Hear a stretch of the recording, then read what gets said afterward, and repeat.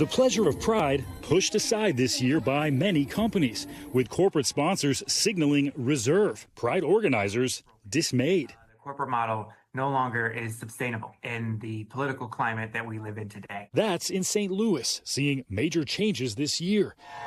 While in New York, NYC Pride saying it's dealing with a budget shortfall of more than $750,000 due to dips in corporate sponsorships. A new survey of more than 200 executives by a risk management research firm shows nearly 40% plan to pull back on how they engage with Pride this year. Why? More than 60% say they fear backlash from the Trump administration and its actions against diversity, equity, and inclusion efforts by companies. Our country will be woke no longer.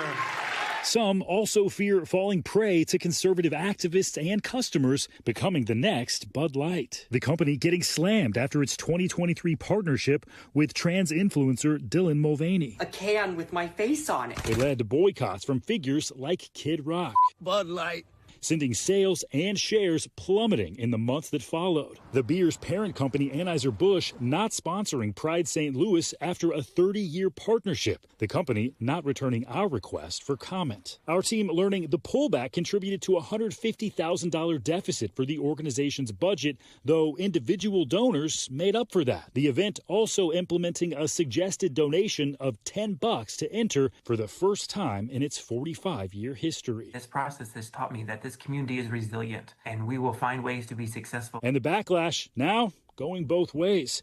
Take Target, the big box retailer formerly famous for its Pride collection, undergoing its own boycott now too. Well, Target, we still don't need you. After rolling back its DEI goals. The company saying the backlash is taking a toll along with tariff uncertainty, causing it to miss first quarter sales estimates. We asked Target about its Pride plans, the company telling us it's absolutely dedicated to fostering inclusivity for everyone, adding it's offering an assortment of celebratory products in about half of stores, similar to last year, and sponsoring local events. But the cultural shift going beyond just Pride. You see here the 14-point drop from Republicans in just 4 years in supporting same-sex marriage, the lowest level of acceptance for the party since 2016, when then candidate Trump said this after the Pulse nightclub shooting. I will do everything in my power to protect our LGBTQ citizens from the violence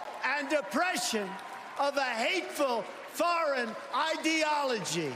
But with corporate money drying up, security is on the minds of Pride organizers. Do you have more concerns about safety and security this year? Absolutely. The National Pride Network that connects groups around the country telling us there are fewer and smaller events because less money means less safety, security, and accessibility.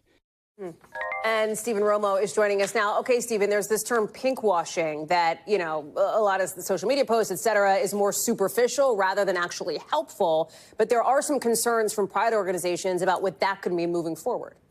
Yeah, organizers and advocates pointing out that visibility, changing the logos, that was helpful just to have the visibility. And it's one thing to stand up whenever support is easy, but they say now when support is a little bit harder, that silence can speak pretty loud. In fact, the St. Louis Pride organizers telling us that some organizations, some companies are sponsoring them, writing checks, but asking that their names and logos not be included. It's a strange time for Pride this year, Hallie.